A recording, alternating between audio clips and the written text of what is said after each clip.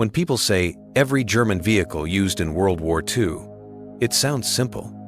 In reality, it's not. The German Army and Waffen-SS used hundreds of different vehicles between 1939 and 1945, from tiny motorcycles and light scout cars to famous heavy tanks like the Tiger and King Tiger. There were also prototypes, field conversions, and one-off experimental machines that never left testing grounds. So in this video, when I say every German vehicle, I'm talking about the main standardized combat and support vehicles that were actually used in significant numbers on the battlefield. The vehicles you will see over and over again in photos, archive footage, and serious history books. I'm not including every prototype or one-of-a-kind conversion. I'm focusing on the core vehicles that define how Germany fought the war. Let's start with the light tanks that opened the conflict. Panzer I. The first widely used German tank of the era was the Panzer I. Originally designed in the early 1932s as a training tank, it had very thin armor and only machine guns as weapons, but it played a real combat role. It fought in the Spanish Civil War and in the early campaigns of World War II, Poland, France, the Balkans, and the first stages of the invasion of the Soviet Union. It was quickly outclassed, but it helped train the first generation of German tank crews and commanders. Panzer II. Next came the Panzer II. Still a light tank, but more capable. Armed with a 20mm cannon and a machine gun, it led many of the early blitzkrieg operations in Poland and France. It was never meant to be the ultimate German tank, but it filled the gap while more advanced designs were still being developed. Later in the war, surviving Panzer IIs were shifted to reconnaissance roles rather than frontline tank fighting. Panzer 35 and Panzer 38. Germany also pressed captured Czech tanks into service. The Panzer 35 and especially the Panzer 38. These were originally Czechoslovak designs that Germany took over after the occupation. They were reliable, well-built light tanks and saw extensive service in the early war, especially in Poland, France, and the early Eastern Front campaigns. Later, the 38T chassis became the base for several famous tank destroyers, including the Hetzer. Panzer III. The Panzer III was the first German tank designed from the start to fight other tanks. Early versions carried a 37mm gun, later upgraded to a 50mm gun as enemy armor improved. The Panzer III was a key tank in the invasions of Poland, France, North Africa, and the early Eastern Front. Eventually, it was overshadowed by the more powerful Panzer IV and newer tanks, and its chassis was increasingly used for other vehicles like the StuG III. Panzer IV. The Panzer IV became the true backbone of Germany's armored forces. Initially designed as an infantry support tank with a short-barreled 75mm gun, it was later upgraded with a long-barreled, high-velocity gun that could fight enemy armor effectively. It served on every major front, from North Africa to the Eastern Front, and was the only German tank kept in continuous production throughout the entire war. By numbers, it was Germany's most important medium tank. Panther. Panzer V. In 1943, Germany introduced the Panther, officially the Panzer V. It was designed in response to the Soviet T-34 with sloped armor, a powerful 75mm gun, and good mobility. When it worked properly, the Panther was one of the most capable tanks of the war. However, early models suffered from reliability issues, and it was more complex and expensive to build than earlier designs. Panthers fought mainly on the Eastern Front and later in the West, from Kursk to Normandy and beyond. Tiger I. The Tiger I is probably the most famous German tank of World War II. Introduced in 1942, it carried a powerful 88mm gun and had thick armor. In head-on duels, it could destroy many Allied tanks before they could get close enough to penetrate its armor. However, it was heavy, mechanically complex, and fuel-hungry. Tigers fought on both Eastern and Western fronts, including Leningrad, Tunisia, Italy, and Normandy. Tiger II. King Tiger. The Tiger II, often called the King Tiger, pushed this idea even further. With even thicker armor and a long 88mm gun. It was extremely dangerous in defensive battles. But like the Tiger I, it was expensive, rare, and plagued by logistical and mechanical problems. King Tigers saw combat mainly in the late war, in places like Normandy, the Eastern Front, and the Battle of the Bulge. StuG III. One of the most important German vehicles of the war wasn't a tank at all. It was the Sturmgeschütz III, or StuG III. Built on the Panzer III chassis with a fixed superstructure instead of a turret, it started as an infantry support assault gun. Later versions were upgunned to serve as highly effective tank destroyers.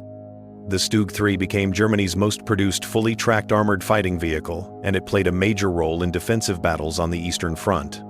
StuG IV. The StuG IV applied the same idea to the Panzer IV chassis. It mounted a similar gun in a low, turretless superstructure. It was mainly used as a defensive tank destroyer, supporting infantry and plugging gaps in the front lines.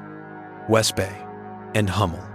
For mobile artillery, Germany used vehicles like the Wespe and Hummel. The Wespe mounted a 105mm howitzer on a modified Panzer II chassis, while the Hummel used a larger chassis with a 150mm gun. These self-propelled guns provided artillery support that could move with armored formations instead of being stuck in fixed positions. As the war went on and Germany lost the initiative, it increasingly relied on tank destroyers, vehicles designed specifically to fight enemy armor. Marder series. The Marder series were early tank destroyers, created by mounting captured or German anti-tank guns onto light tank or captured chassis with thin, open-topped armor.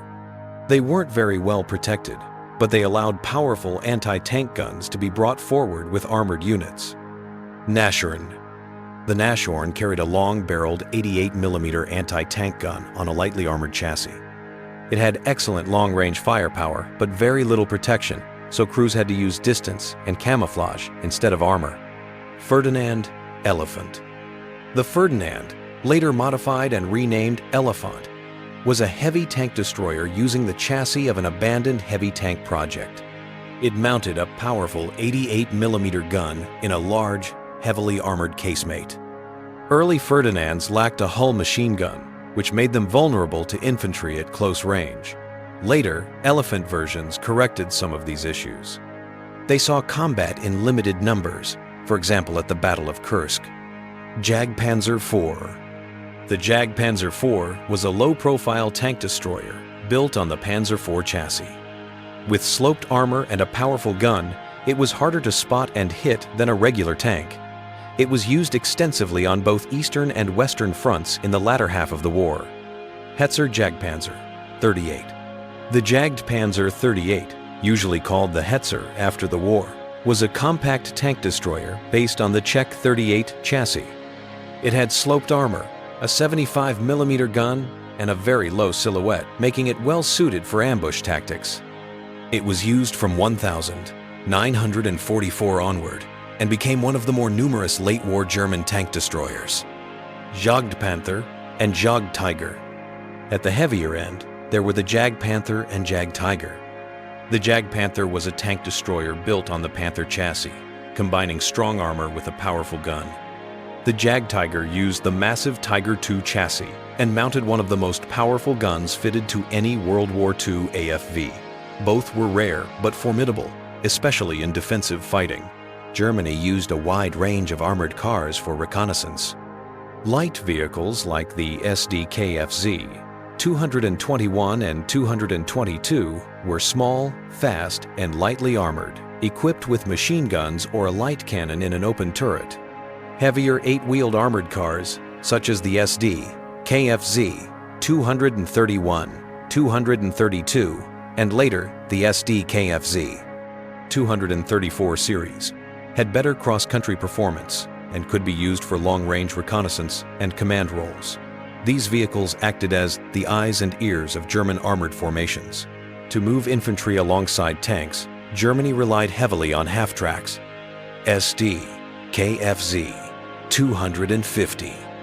The Sd.Kfz 250 was a light half-track, usually open-topped, used for reconnaissance units, command roles, and as a carrier for small squads or specialized equipment. Sd.Kfz 251. The Sd.Kfz 251 was the main armored personnel carrier of the German Army. Built by Hanomag, it carried mechanized infantry, the Panzer Grenadiers, into battle. It was produced in large numbers with many variants, mounting different weapons and support equipment, and became one of Germany's most important armored vehicles of the war. All of these tanks and guns needed fuel, ammunition, and supplies.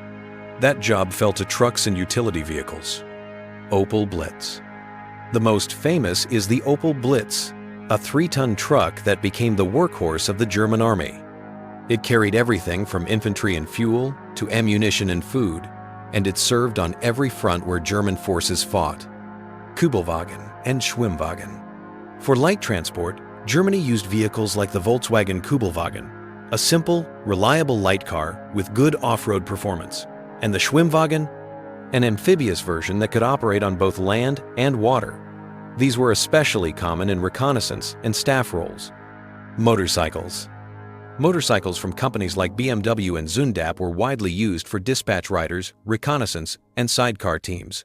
They were fast and relatively easy to produce, although they offered no real protection. So, when you put it all together, Germany's war machine was not just about a few famous tanks like the Tiger or the Panther.